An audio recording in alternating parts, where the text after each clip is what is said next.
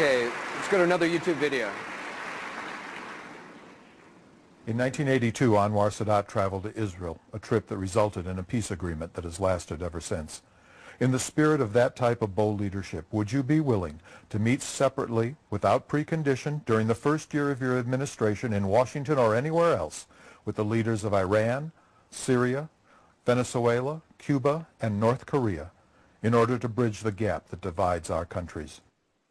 I should also point out that Stephen is in the crowd tonight. Senator Obama? I would.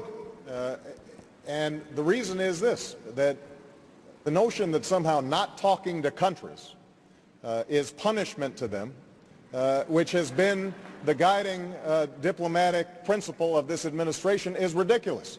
Now, Ronald Reagan and Democratic presidents like JFK constantly spoke to Soviet Union at a time when Ronald Reagan called them an evil empire. And the reason is because they understood that we may not trust them, they may pose an extraordinary danger to this country, but we have the obligation to find areas where we can potentially move forward.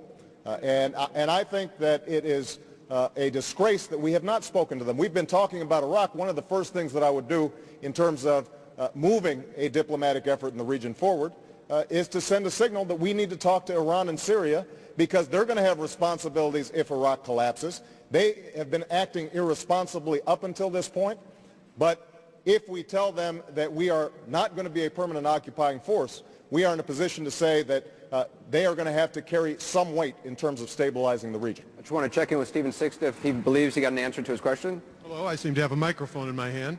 Well, I'd be interested in knowing what Hillary has to say to that question. Senator Clinton?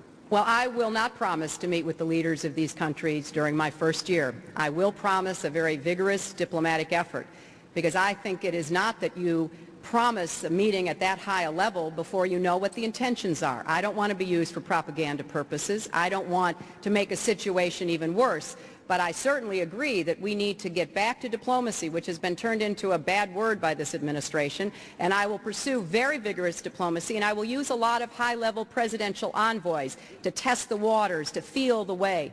But certainly we're not going to just have our president meet with Fidel Castro and Hugo Chavez and, the president of North Korea, Iran, and Syria until we know better what the way forward would be. Senator Edwards, would you meet with